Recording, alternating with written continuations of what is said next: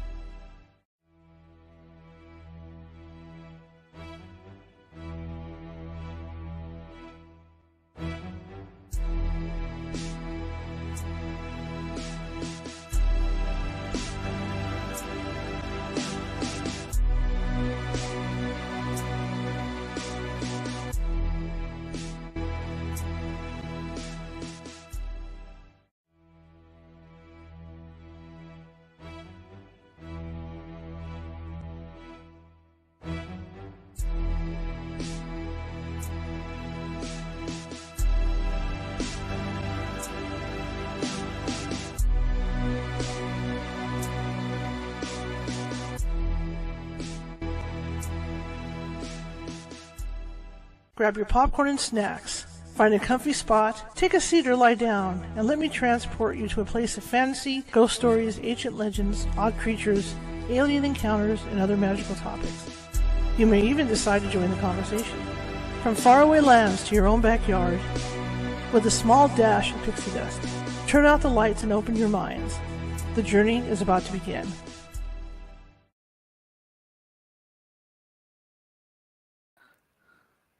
Hey everybody, how's it going? We're a little early today. Welcome. My name is Charlotte. I'm going to be your host for the next hour. I'm also the owner of the California Haunts Paranormal Investigation Team, based out of Sacramento, California. We are 45 strong up and down the state. My screen stopped shaking. I got dry eye really bad, and I'm just getting irritated with it. Anyway, we're 45 strong up and down the state, which means we can help you no matter where you are. The problem is California is this huge state, and because of that, it may take us a while to get to you. For a while, I mean 1 or 2 days, right? Maybe 3 days. In the meantime, if we can't get to you right away, we do have psychics on staff who can phone you and talk to you about what may or may not be going on in your house or place of business. And that will allow us time to get out there because in most cases, they can calm down whatever is going on. All right? Okay, that being said, if you're watching from Facebook, and a lot of you are tonight, please be sure to hit that follow button if you haven't done so already. And you can find us on Facebook under California Haunts Radio, Sacramento Sears Psychic Team. And be sure to show us some love. Show me some happy faces, thumbs up, hearts. I'm looking for love here. And be sure to comment in the chat. Because what that does is that blows us up higher in Facebook's computer. You know, the little electronic eye thing sees it, puts us up higher in the FYP, which distributes us to more people. Okay? Same thing with YouTube. You can find us on YouTube at youtube.com/at California Haunts Radio. And that's the same process. Show us some love. If you're watching from YouTube, show us some love. Give us some hearts, thumbs up, whatever.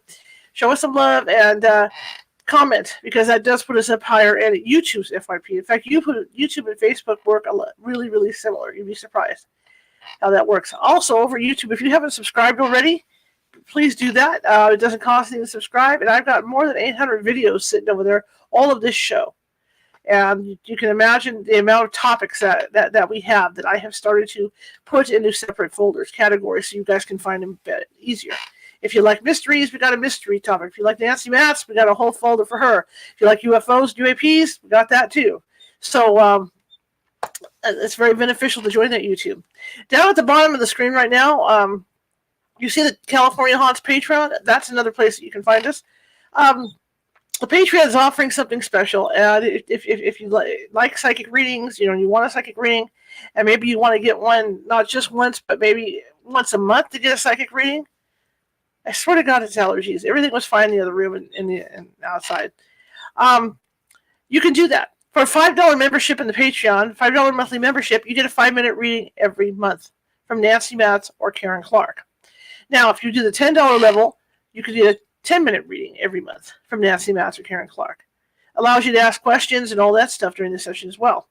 And the $15 level, et cetera, just like the other levels. Also involved with that is that when I do pre-record most of my shows, those go up 2 weeks before they hit the main show here. So you will get early bird access to those shows, and that's only for Patreon members. And we're also going to start doing things off the side, like maybe our guest tonight, get him on, and maybe do a question and answer with him over at the Patreon site, right? And you guys can join that. Now, when we reach 50 patrons. When we reach 50 patrons, I'm going to do a big giveaway. I've got radio, I got T-shirts, I got everything you can think of, just about anything. And I'm going to be giving those away to 10, 15 people out of that 50. So that's the goal, is to hit 50 people and 50 subscribers over there. And what you do is, it's kind of cool because then you can get a psychic reading every month. As long as you're a member, you'll get that psychic reading. So I think it's a pretty good deal. So check us out. The link is down there, rolling along the bottom of the screen. And for those of you guys out in Radio Land, it's patreon.com/California Haunts Radio. So that's how you can find us. All right. That being said, again, if you haven't subscribed to our YouTube yet, please feel free to do so.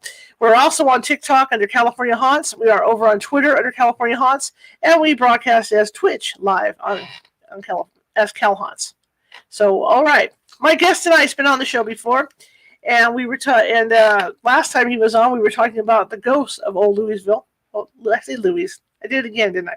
Old Louisville. But tonight we're going to be talking about a murder mystery, and I'm going to let him tell the story. And you can take it from there. David Dominé is with us, and I'm real excited to have him back. So let's bring him on in and get this show on the road.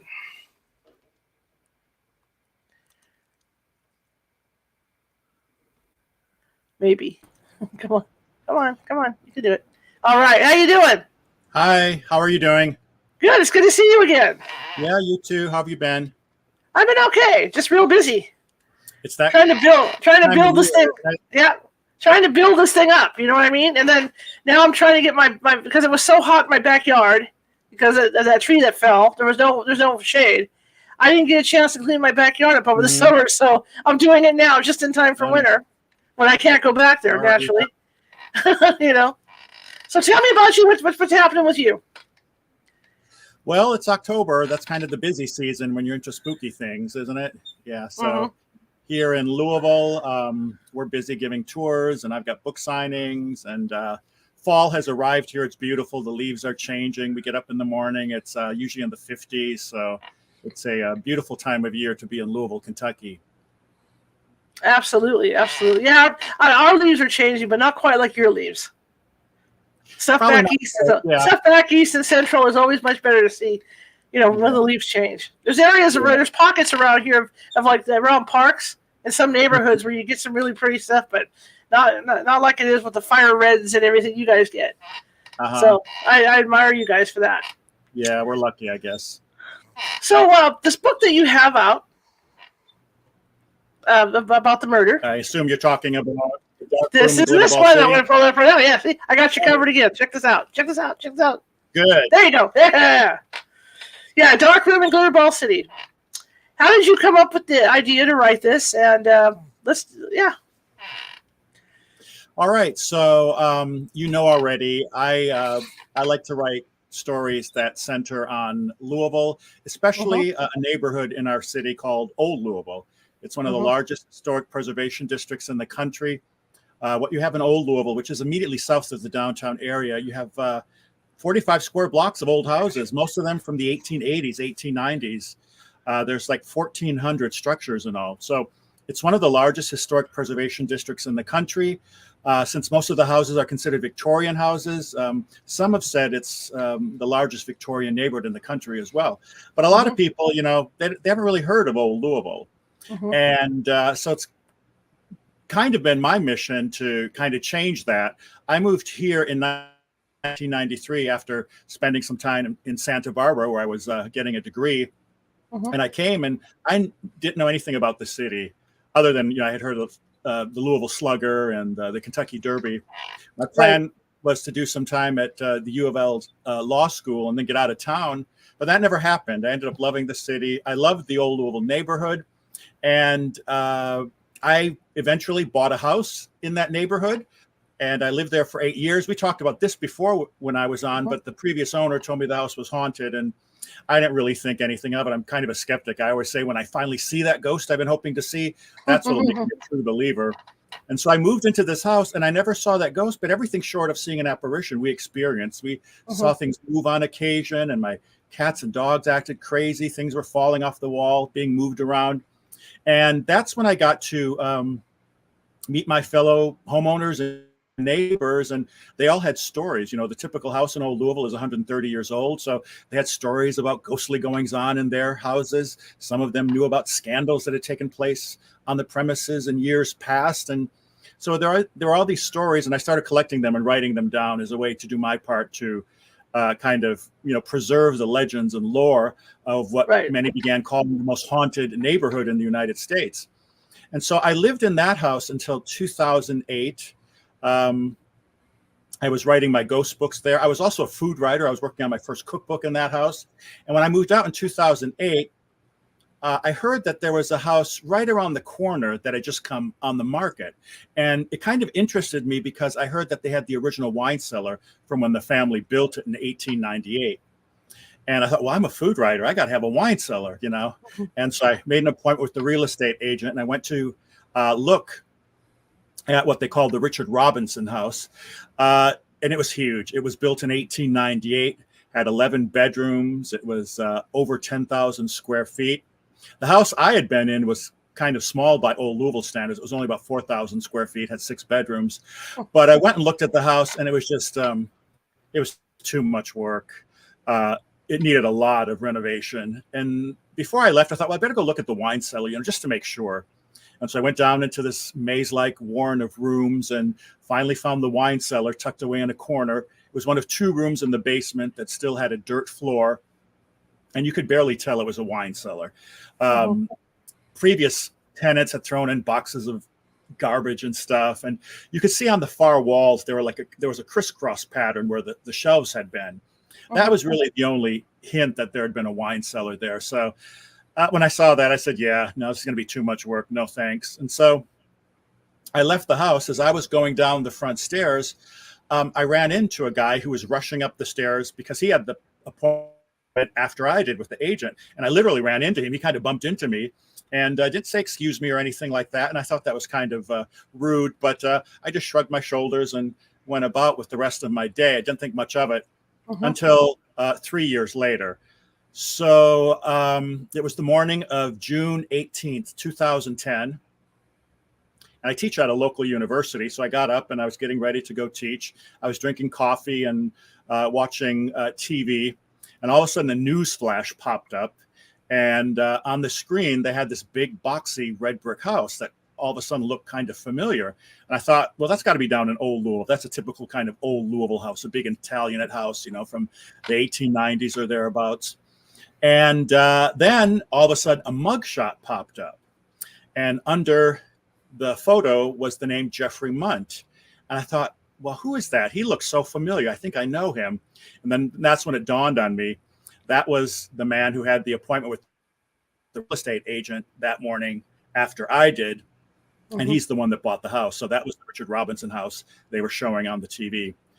So in the course of disclosing why the police were there were police milling about. There was caution tape all around the property. They let it be known that that night before, police were called to that address, 1435 South 4th Street, because one of the people in the house had called 911 asking for the police to come and save them because they said the other's boyfriend was out in the hallway with the hammer trying to break through the wooden door and come inside and murder the other one. That was Jeffery Mundt in the bedroom. His boyfriend was a guy named Joseph Banis, Joey Banis. And the police responded that night before. They found Joey trying to leave the premises and they arrested him. And then as they do, they separated the two parties and tried to get, both sides of events to kind of piece things together. And that's when they began hearing grumblings about somebody knowing something where a dead body was buried. And they didn't really take it seriously at first, but Joey Banis kept talking, insisting that he knew where the body of a guy named Jamie Carroll was. He said he was 37 years old. He was from the eastern part of the state. He had been missing for 7 months. And he said, people don't even know he's missing yet, but I know that he's dead and I know where his body is. And surprise, surprise, he was high, so he wasn't thinking straight, but he thought if he just told the police where a dead body was, they'd let him go. Well, that's not how it works. So they had to take him downtown and book him. And in the process, he just kept talking and talking. And so one of the detectives thought they better call around and make sure, there was no truth to this story. And they started calling around and they found out, oh, lo and behold, a guy named Jamie Carroll from the eastern part of the state had been missing for 7 months. And all of a sudden, the parts of the story that Joey Banis told him, they started to fall into place. And after several more hours of interrogation, Joey Banis finally broke down and told them where the body was. And of course, the body was down in the wine cellar. He said Jamie had been killed that previous year, 7 months before, and he was buried in the dirt floor of the wine cellar. And he said they had workers scheduled to come over that next day and concrete it all over.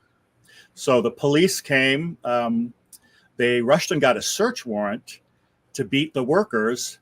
And you can actually see what they found that night, the night of June 17th, 2010, because A&E was in town for a show called The First 48.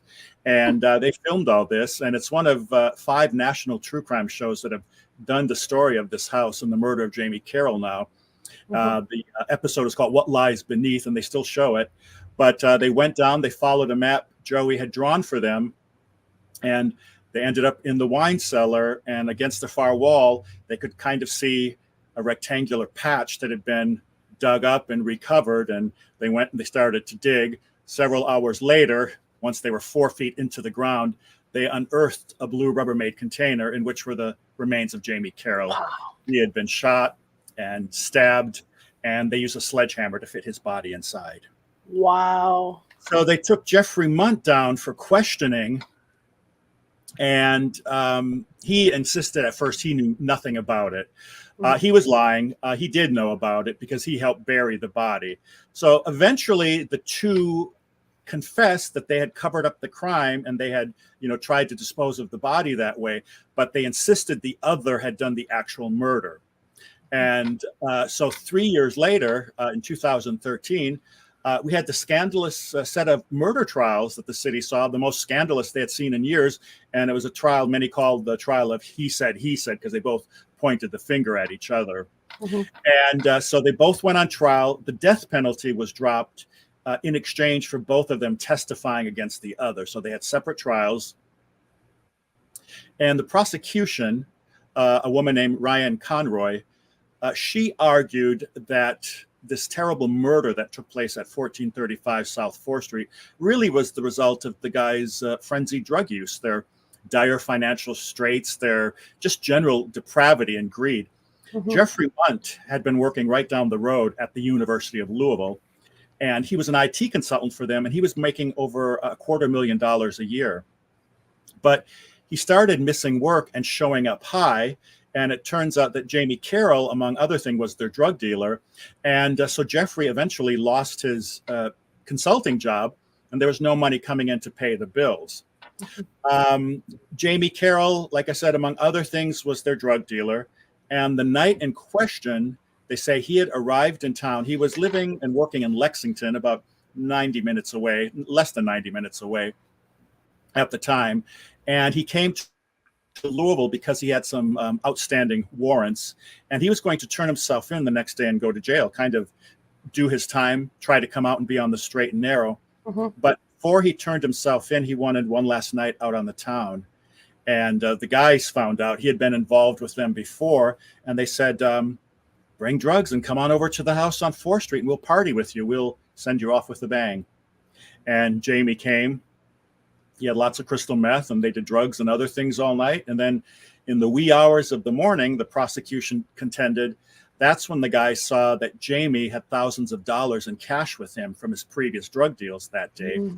And they concocted to kill him, keep his drugs and money. That would kind of keep them going. They could pay some bills for a couple months.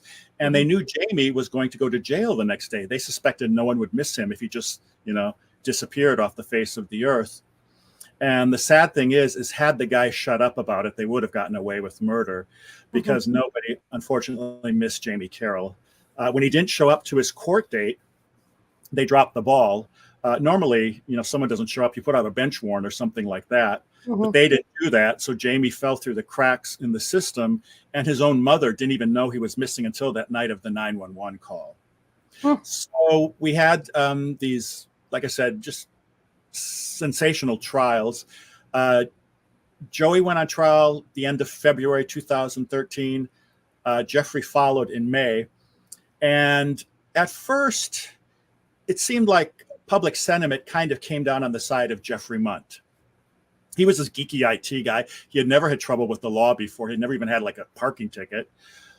Joey, on the other hand, his boyfriend, had been to prison numerous times. They flew in witnesses for the trial that testified they had seen Joey chase guys down the sidewalk in broad daylight with hunting knives, threatened to slash them open and gut them like a fish.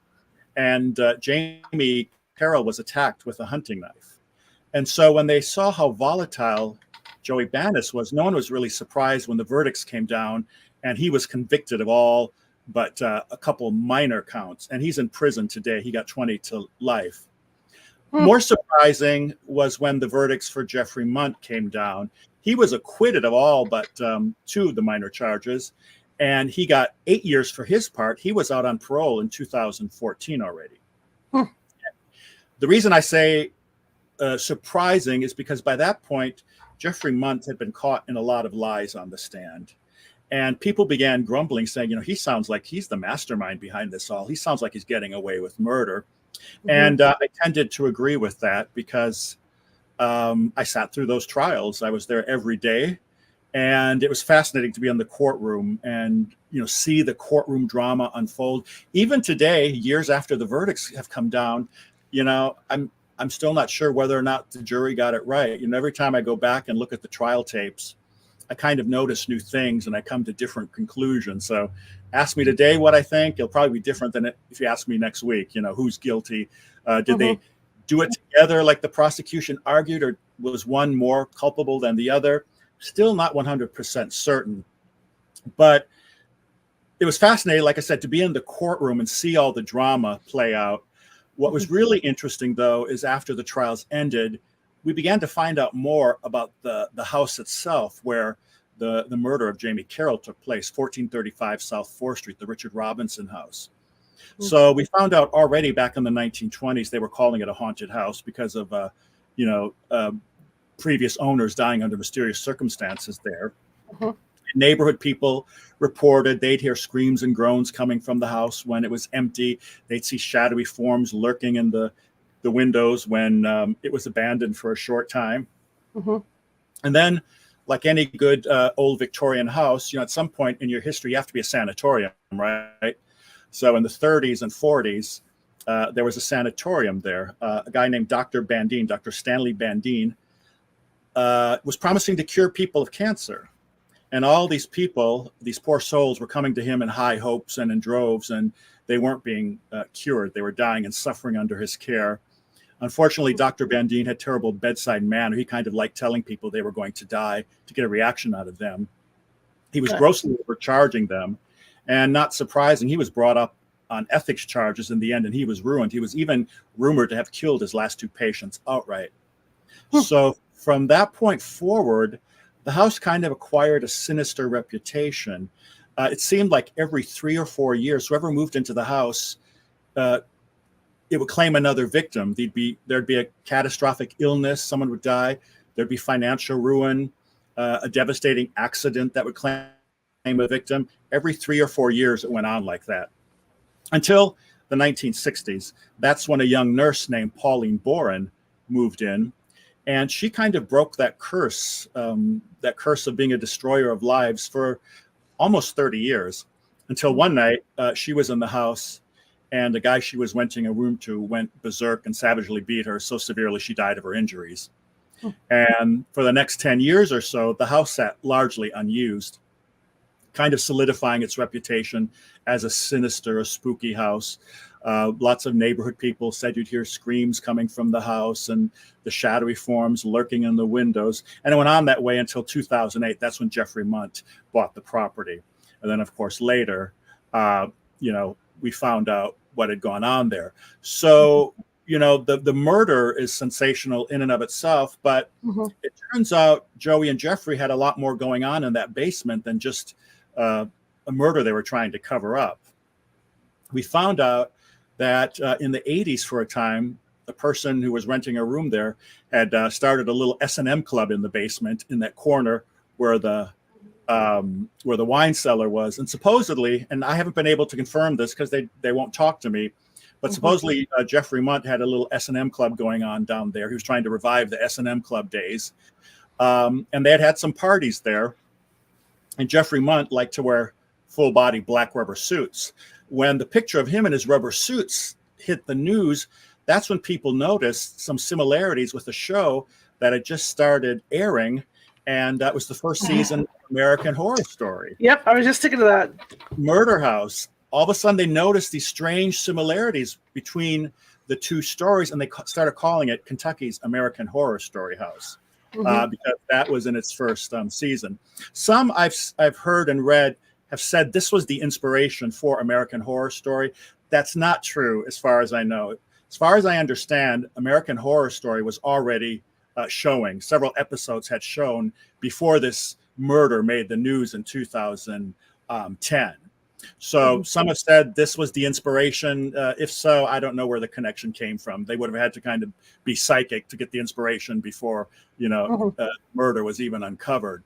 But so there's that element that's kind of interesting. Jamie Carroll, the guy's drug dealer, was also their sometimes boyfriend. The night he had come over, that last night of his life, the three of them were in bed having sex together. And it was during a break that, whoever you believe, Joey left the bed. And when he turned around, Jeffery was attacking and stabbing Jamie. Or if you believe Jeffery, he got off the bed and he turned around and saw that Joey had attacked Jamie and was killing him. So there's that element. He was their extra boyfriend sometimes. He was their drug dealer. Jamie Carroll also was a well-known drag queen. When he wasn't Jamie Carroll, he was Veronica Reed, the pageant queen. He Miss Gay Pride, West Virginia, just the year before he was murdered. Now I say, throw a drag queen in, it's going to make things a lot more fun. So there's just all these bizarre elements to the story. And the icing on the cake is Joey and Jeffery also were counterfeiters. On the second floor, they had an operation where they had been taking dollar bills, they were bleaching them with chemicals, and then they were restamping the empty papers as higher denominations, $50 and $100 bills. Wow. In April 2010, so this would have been while Jamie Carroll's body was in the ground in the wine cellar in Jeffrey Mundt's basement. Joey and Jeffery went up to Chicago. They checked into the Hyatt Regency for what I assume was going to be like a test run weekend. They wanted to see how good they were at counterfeiting, how much fake money they could pass. And evidently they weren't very good because they didn't even make it out of the hotel before they were arrested. Jeffery had given the doorman a fake $100 bill. He knew right away. He said it was kind of slightly damp. It didn't feel right. He called the police, and the police arrived. They raided their room, and in it, they had $54,000 in counterfeit money. In addition to bags and bags of date rape drugs, bomb-making supplies, guns, forged documents, and fake IDs. They were planning a bank heist while they were up in Chicago because Joey had done time up there. He had connections to organized crime in Chicago, and he was going to kill like two birds with one stone. He had robbed a bank in Louisville already. And so when the murder was uncovered, Joey and Jeffery were out on bail for this big federal trial. There was supposed to be this big federal trial for the counterfeit money that never took place, as far as we can tell. And one of the interesting things that came up in the trials is one of the reasons that Joey said he was terrified of Jeffery and hadn't gone to the police about this. That was both of their defenses as to why they hadn't really come forward and ratted the other out. They both claimed to have been in living in terror of the other. But Joey said he was terrified of Jeffery because he had worked for the CIA as an assassin and killed like 33 people for them. And when that came out, people just kind of rolled their eyes and stuff. Jeffrey Mundt's kind of this milquetoast, this geeky IT kind of guy. Doesn't really fit that image. But people I've talked to in the CIA say, well, we're not going to pick people, that fit the image. And so that was kind of funny. But we found out Jeffery is an expert in Eastern European politics and language, speaks several languages, including German and Russian. All these little things came out after the fact that kind of make people wonder if maybe Jeffery didn't have some connection with the CIA or some kind of government agency. And that's kind of where we stand right now. No one's quite sure what happened with Jeffrey Mundt. He kind of disappeared after he was released. He went into a halfway house for a year, and then his trail goes cold. I've talked to people who are his friends. They've said several different things. Some said he went to Europe and changed his name. He's living under an assumed identity. Other people say he's living in Baltimore. Some people say he bought a house in the Midwest and he's going to restore it and kind of do the same thing he did with the house that he owned on 4th Street in Louisville. So not quite sure what's going on from that end, but the story is an interesting one. And the paperback of my book just came out, so it's going on 2 years that the book has been out and still going strong. And the good thing is I'm hearing from people all over the country who are reading the book, and it makes them want to come to Louisville, Kentucky, which is kind of one of my my incentives for writing the book, I like to tell people what an interesting town Louisville, Kentucky is. It's kind of a quirky city, and they really embrace the Keep Louisville Weird movement. So I include lots of historical tidbits and just little random bits of information. People who read the book, some reviewers, in fact, have commented that there's comparisons with this and Midnight in the Garden of Good and Evil, the Savannah story written by John Berendt. And I don't shy away from that. I've always been an admirer of his. And this book was inspired by Midnight in the Garden of Good and Evil. But Louisville is where in 1893, sisters Patty and Mildred Hill wrote the Happy Birthday song. So we're the birthplace of the Happy Birthday song, the most sung song in the world.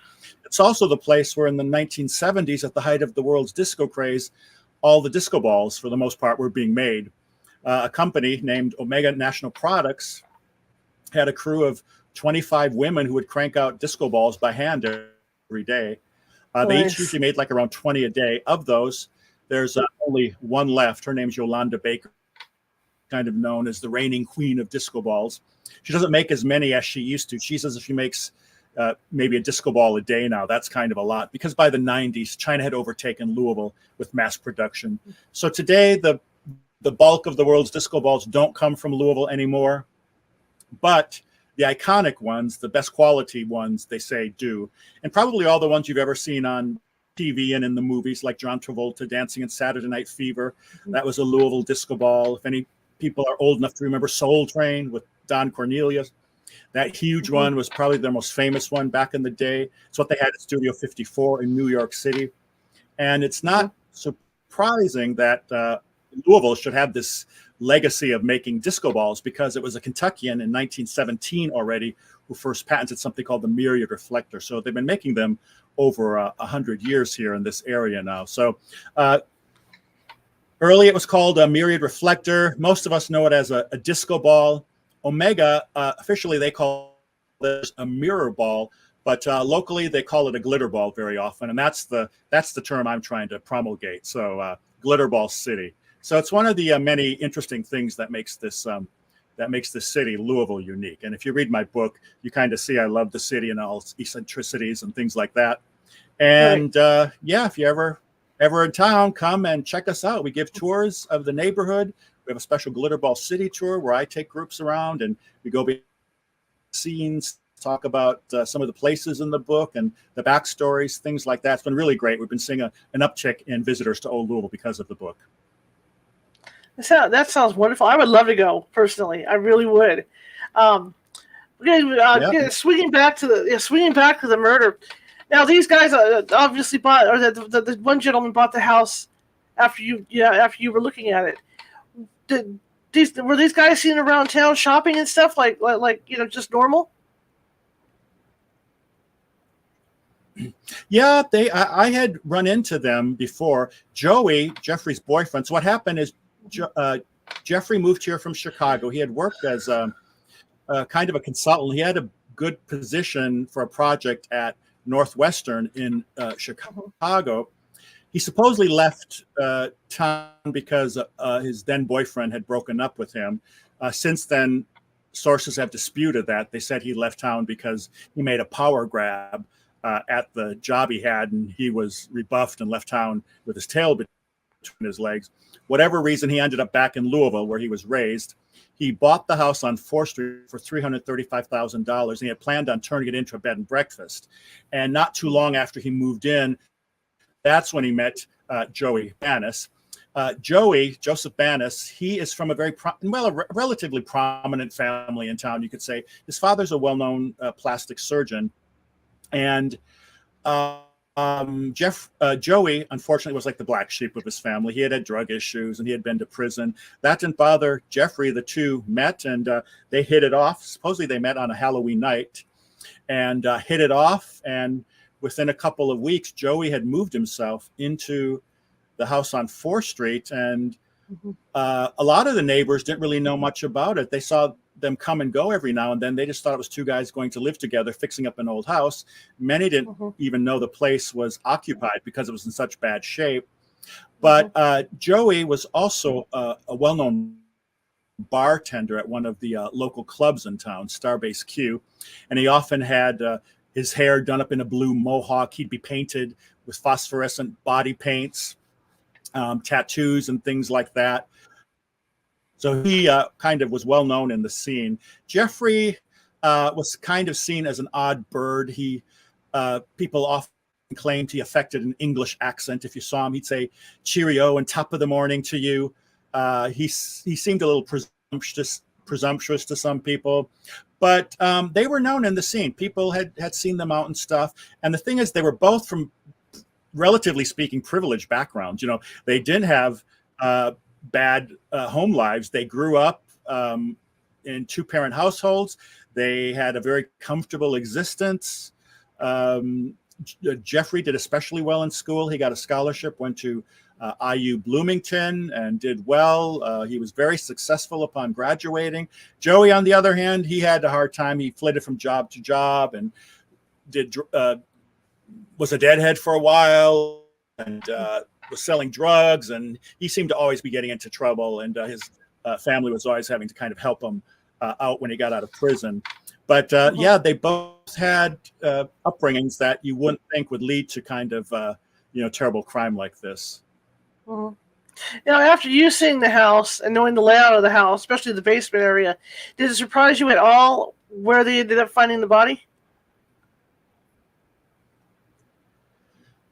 Well, at first, yeah, like, you just think wine cellar. Why would you bury a body down there? Then I remembered the dirt floor.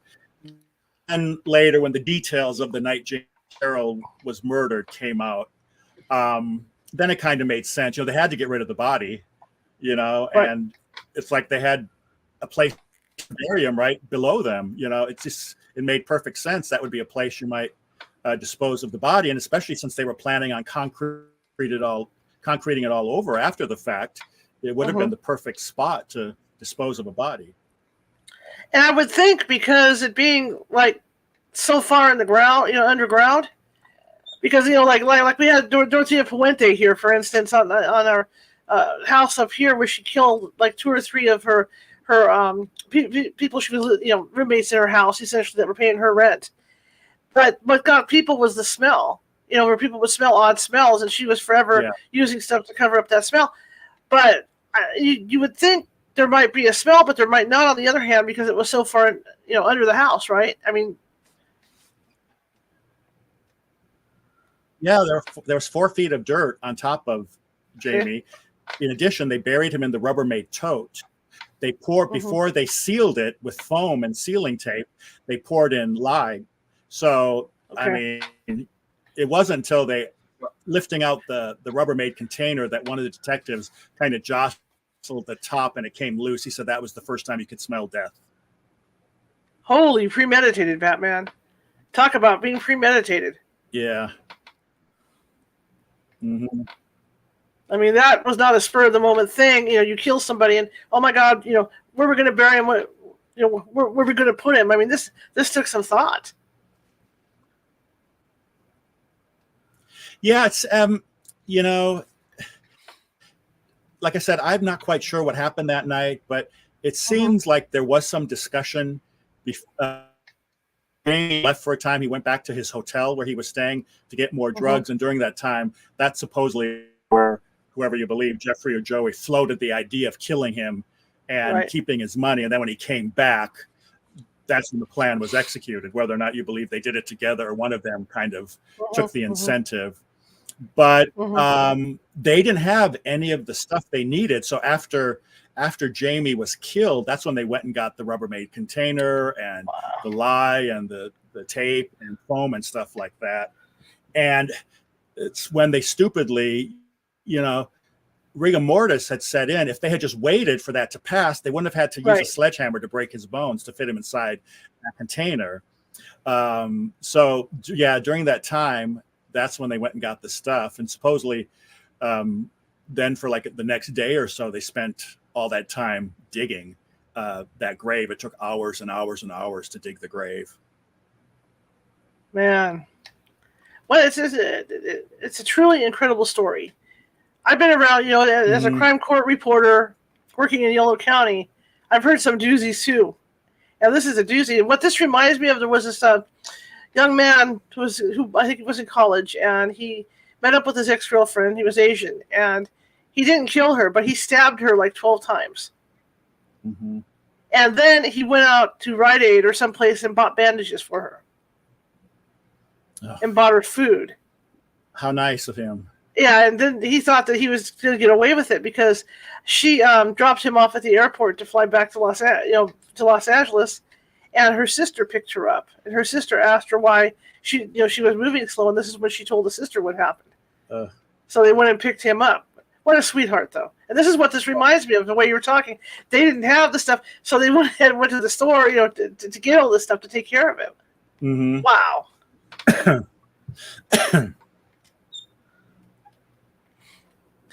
So, as you sorted through this stuff, how hard was it to get through it? Because you did go to court, but were you able to access the records?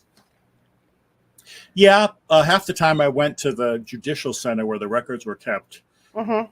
They were mysteriously gone. Some things I was looking for, I wasn't able to find at all. But in Kentucky, all the trials are videotaped, so right. It was good to have that as a resource. The book took me 10 years to write the book and get it out.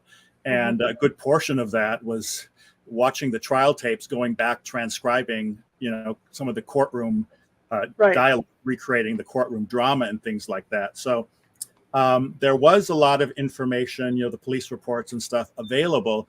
But one of the things that I think accounted for me taking so long to finish the book was that Joey and Jeffery wouldn't talk to me. I got into my head, I couldn't really write this book, or at least finish it, until both of the accused killers talked to me and shared their side of the story. I needed to get that before I could really objectively write this story.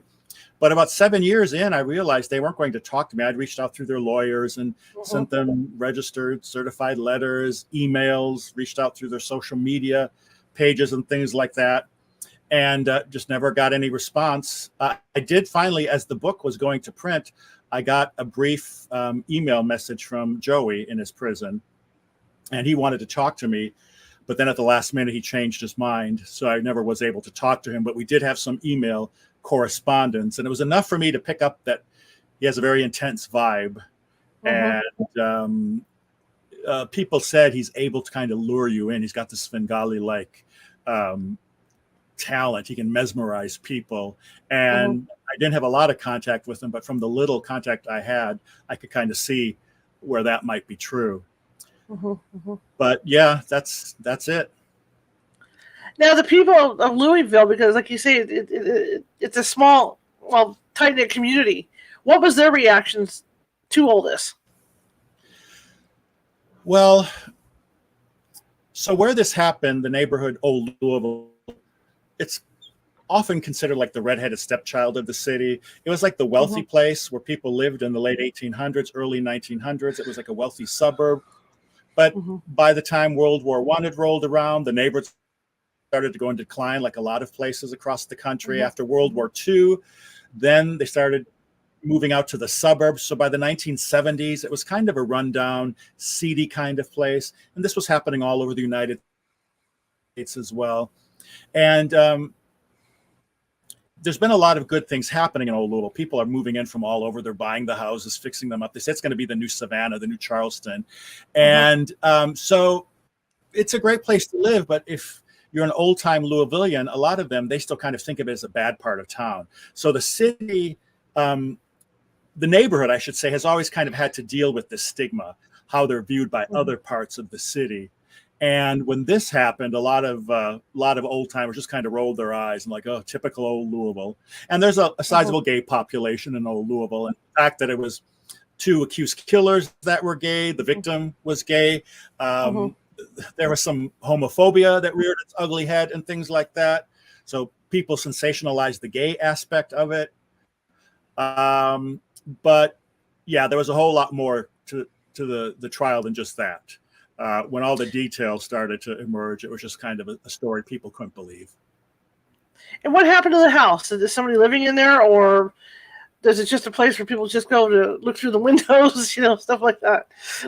Well, people might go look through the windows, but it's a popular stop on our evening ghost tour.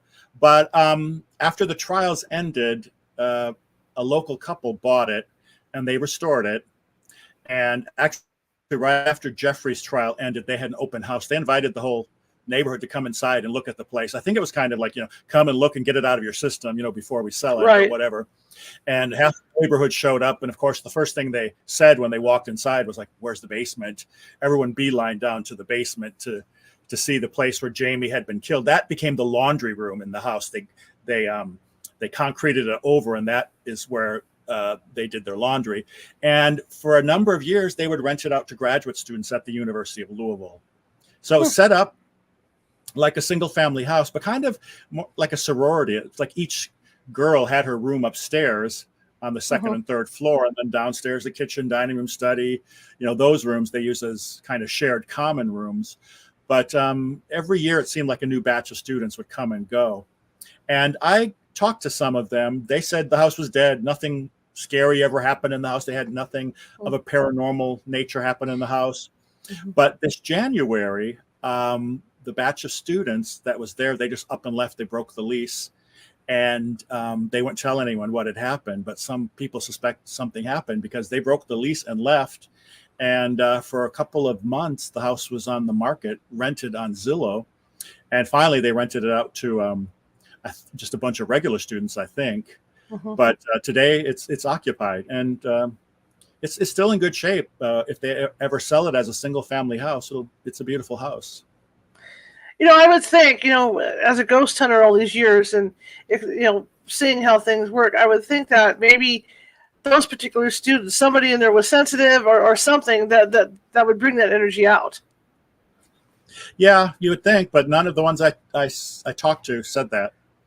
One thing that happened was, as the house was being restored, the owners let two different groups go in, two church groups go in to kind of bless the house and cleanse it. And at one time, they were going from room to room. Because every room had like a fireplace in it. They had taken all the fireplace mantles off the walls, and one of the groups that went in to bless the house, they scrawled Bible verses on the back of the fireplace mantles before they put them back on the wall.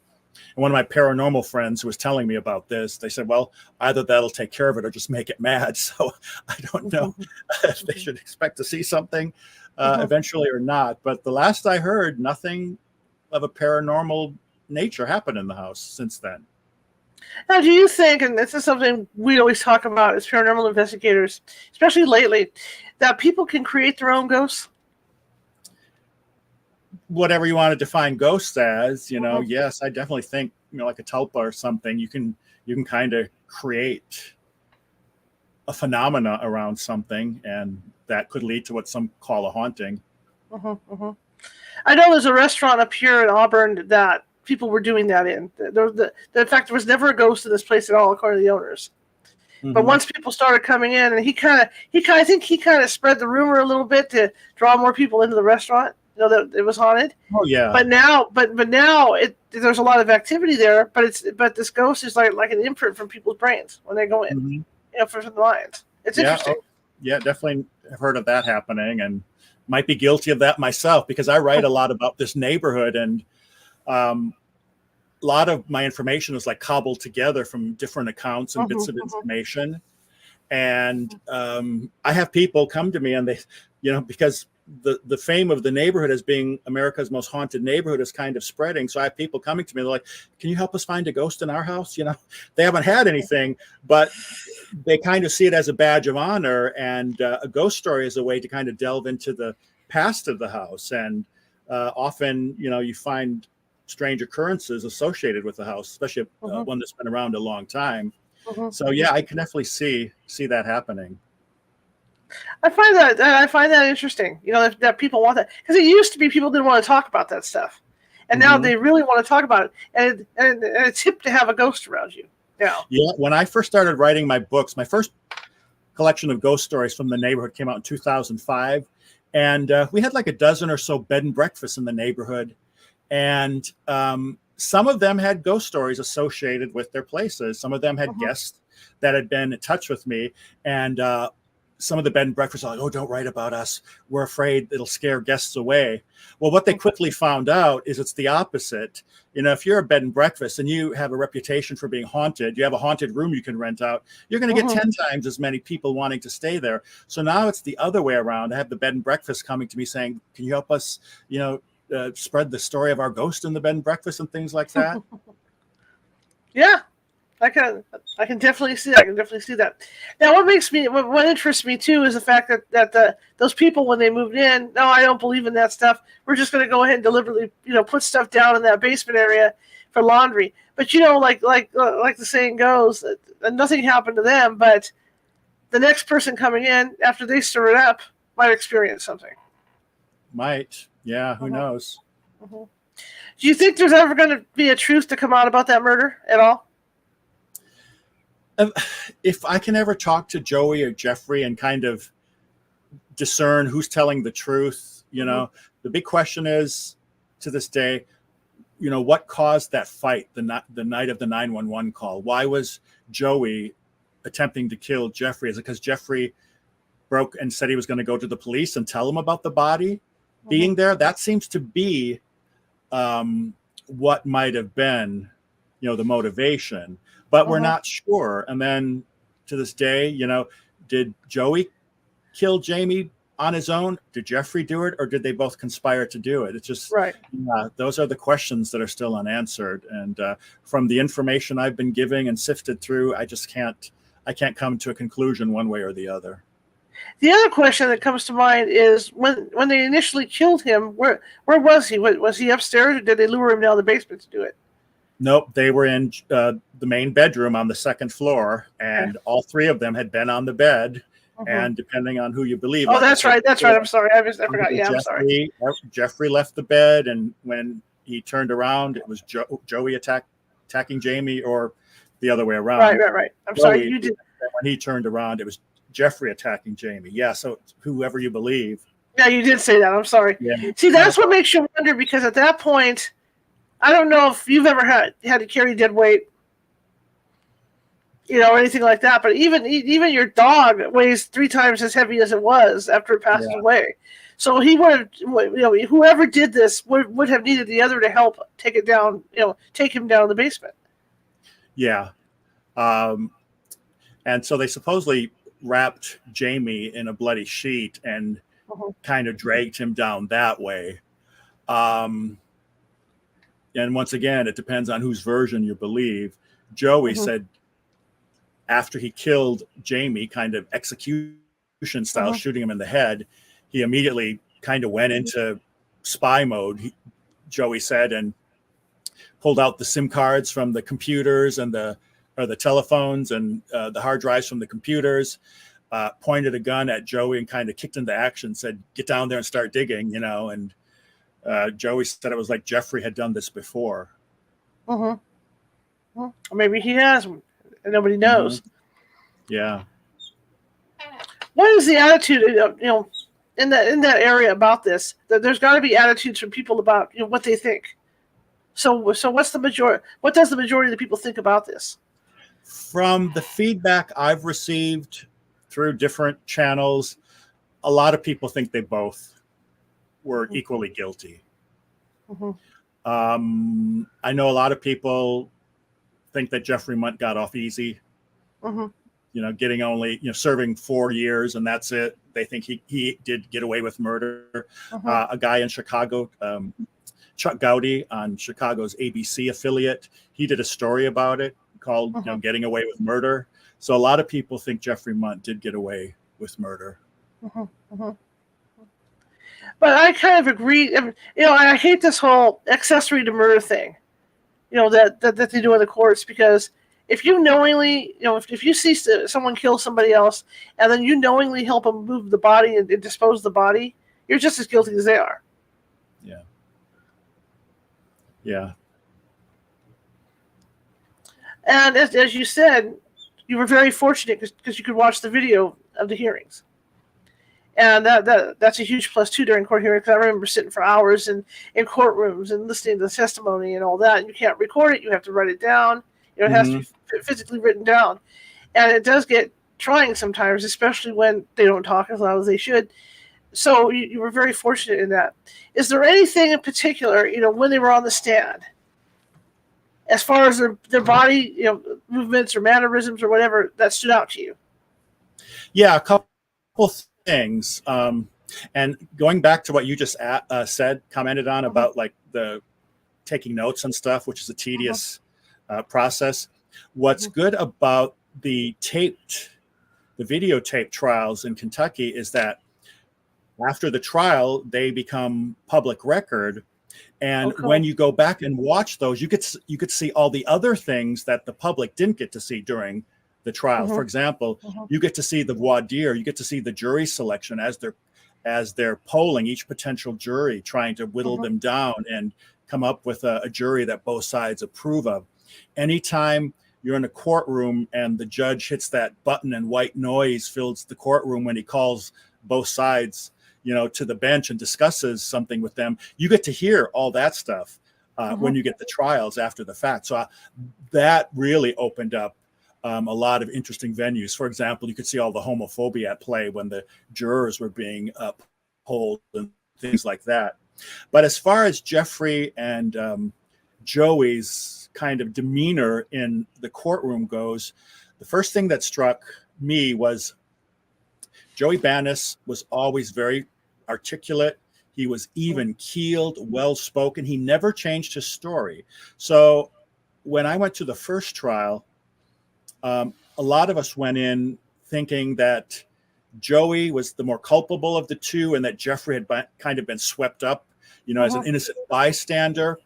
But after seeing Joey on the stand, hearing his version of events, seeing how he never changed his story, I and other people left that courtroom after Joey's trial convinced that he wasn't as guilty as Jeffery was. I thought he might actually be acquitted. Since then, I have been made privy to other things, like how he acts when he's not in the courtroom. And in the second trial, a lot of information came out, like how he had been surveilling Jeffery. He had a tracker on Jeffery's car, was monitoring his movements, and the defense attorneys for Jeffery Mundt produced evidence that he had picked Jeffery as a mark after just getting out of prison, and he needed someone to kind of take advantage of and manipulate. And there were like lists that Joey had come up with, and then all the other things that Joey had done and said. That kind of skewered that view of him being a little more innocent at first. But about Jeffery, he on the stand, it just seemed like he seemed so forced. Just from the minute he opened his mouth, I didn't find him credible. Maybe because he was trying to sound too serious. He was maybe trying to deepen his voice and sound more authoritative. I don't know, but there was just something about his demeanor that I found grating, and it was hard to believe Jeffery Mundt. And there were things where he got caught in lies. It was easy to prove. And Jeffery, he has a reputation for thinking he's smarter than everyone else. And you could see that the way he kind of manipulated the conversation between him and the defense attorneys. He tried to editorialize and kind of get in extra information to kind of maybe sway the jury and stuff. So those would be two things I think that stood out right away. Jeffrey's demeanor not coming across as very credible. Right. Joey coming across as very credible, even though he might not have been very credible. Right. Do you think that maybe they should have been tried together, or do you think it was better that they were tried separately? Well, I think for the prosecution, that was the best bet, because they really needed the one to testify against the other. If they didn't, they really wouldn't have had much of a case. It would have been circumstantial evidence, to a large part. But the fact that they ended up trying them separately might have been to the detriment of the prosecution, because what we noticed is when the second trial started, the prosecution still kind of put on the same argument. And to me, it seemed like they didn't put in any extra work. They were just presenting the exact same things that they had used the first time. not paying attention to new information that had surfaced. They should have, I think, tailored their approach a little more on the second trial with Jeffery Mundt. And there was two totally different trials. I'll try not to second guess a jury again, but when I saw these trials and I saw how different each one was and what information was allowed and wasn't allowed, it's understandable how some juries will come to the verdicts they do just based on the information that they're presented with. That was another question I have. You talked about the recordings. Was it hard for them to find a jury, or did it take a long time, fairly long time to find a jury? Because, like you say, homophobia came into play in all this. Yeah, they. I think for both trials, they had like a jury pool of almost like 200 people, and they had to whittle it down. I think they got away about halfway through before they finally got like 15 jurors that both sides could agree on. After the first trial, though, they learned to streamline the voir dire, the jury polling, quite a bit, because in the first trial, the judge asked every potential juror, this is a trial that involves two accused gay killers. The victim is gay. Do you have anything against gay people? He came out and said it like that. When it came to the second round of jurors for the Mundt trial, they had been able to poll them in writing, and they were able to weed out a lot of those people just in written questions. And then when they polled them face to face, they were able to get to the crux of the matter for each one. So the second trial, it seemed to be a much more streamlined version. It's interesting. Yeah, I've sat in on those jury duty things, and just the questions that one lawyer asks, you get through, you think, okay, I'm on the jury, I should do fine. The other lawyer comes in, and the next thing you know, they're nitpicking all this stuff to make it as fair as possible. Yeah. Are you going to be looking more, or is this it for you as far as this book? As far as looking for more information, or are you still gathering for a part two? Well, people ask, when's the sequel going to be? Like, what are the chances of me buying another house and 2 years later, 3 years later, someone gets arrested there and a body was buried there, and there was an S&M club there, and they were counterfeiting money, and other people had been killed, and it was haunted, and there was a sanatorium? Probably never, but some other stories have surfaced. Some other true crime stories have surfaced in the neighborhood. So I might be able, to whip up something, but I'm switching over to fiction now. I've got some novels in the works, so hopefully my next publications will be novels. And then, I still love true crime, so I'll probably come back to true crime in some form or other. Whether or not this story resurfaces, I'm not quite sure, but from the neighborhood, I'm sure there'll be something. Absolutely.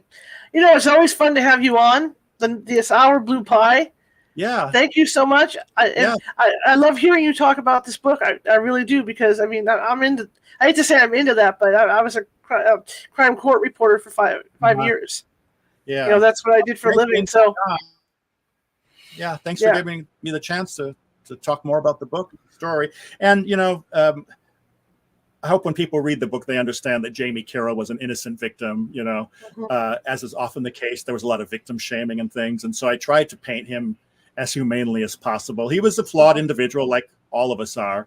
But that is often sad in these situations where the victim kind of gets swept under the rug and people forget the humanity. And that's one of the things I try to do with this book, is to show that Jamie Carroll was a human being, and his death affected a lot of people. He had a lot of people that were devastated by his death. Well, all three of these guys weren't angels, but it's always sad when somebody ends up being killed or they die for whatever reason. It's always sad. Yeah. What's next for you then? Because we were just kind of talking about this book and stuff you have in the hopper. Like I said, I'm working on some fiction that takes place in Louisville. That's about it.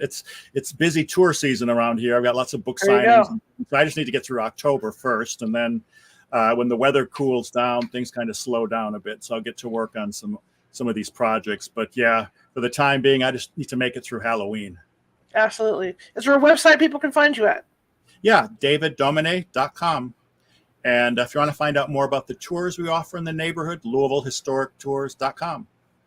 Fantastic. Thank you so much, David, for coming. We'd love to have you on another time. All right. Sounds good. We'll talk next time. Okay. See you later, David. Have a great rest of your evening.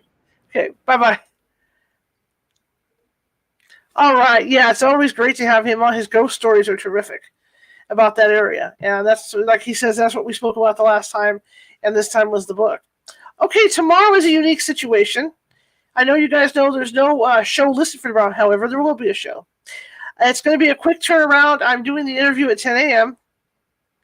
Pacific. And then by 2 p.m., I will have all the information for you guys like I normally do on Facebook and over at over at the meetup and all that stuff, and over on Instagram and all those places. Instagram. My God, I must be tired. Instagram. And like I said, my guest tomorrow is, oh man, David Serrata. Sorry about that. David B. Serrata. I've got a throat thing going on. And he's going to be talking about the algorithms of UFOs. And he's also going to be talking about UFOs and how they correspond to certain historical events. You know, is there a connection with those historical events? So that's going to be tomorrow, usual time, 6:30 p.m. Pacific, over on YouTube, because I'll have everything uploaded and taken care of by 2 p.m. Pacific. So it'll be ready for you guys at 6:30 tomorrow. But yeah, that's what's going on tomorrow. That's why there's nothing, because right now I can't even put a teaser out for it because there's no link to the show yet. So that'll all come at between 11 and noon tomorrow Pacific time. So yeah. Thank you guys very much for coming today. I appreciate it for the ones that did make it at 5, and for the rest of you that are now watching at the usual time.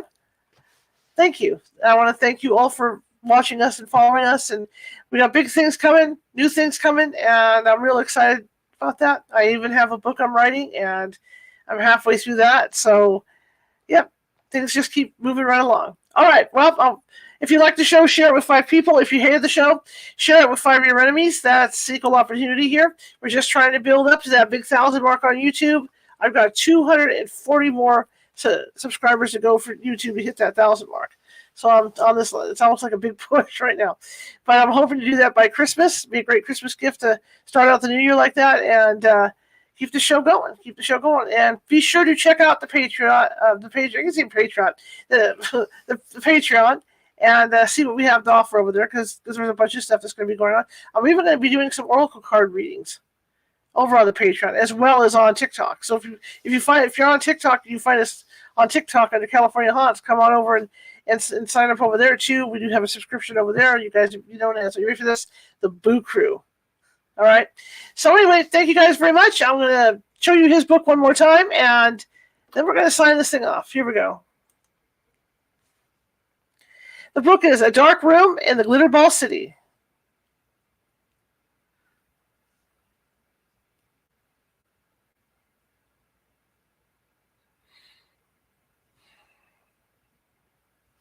And that can be purchased at Amazon. Alrighty. That's it for me, and I will see you guys tomorrow. I'll be in the chat room. I won't be live, obviously, but I'll see you guys tomorrow at YouTube, 6:30 p.m. Pacific, with David B. Serrata. Thank you very much, and have a great evening.